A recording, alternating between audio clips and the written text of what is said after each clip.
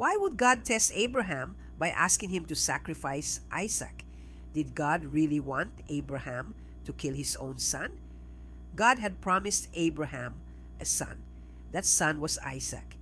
Then one day, God told Abraham to offer Isaac as a sacrifice. It's one of the most difficult moments in the whole Bible. Genesis 22, verse 1 says, God tested Abraham. God didn't test Abraham because he didn't know what Abraham would do, and he never intended Isaac to die.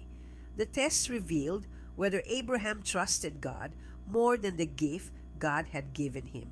Would Abraham hold on to Isaac or trust the God who gave Isaac in the first place? At the last moment, God stopped Abraham and provided a ram instead. The test wasn't about destruction, it was about trust, and it also points forward to the day when God the Father would provide his own Son. Sometimes, God tests not to break our faith, but to reveal what we trust most.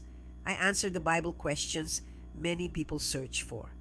Subscribe for more and download my free guide, The 10 Most Searched Bible Topics Clearly Explained, at BibleTopSearch.com.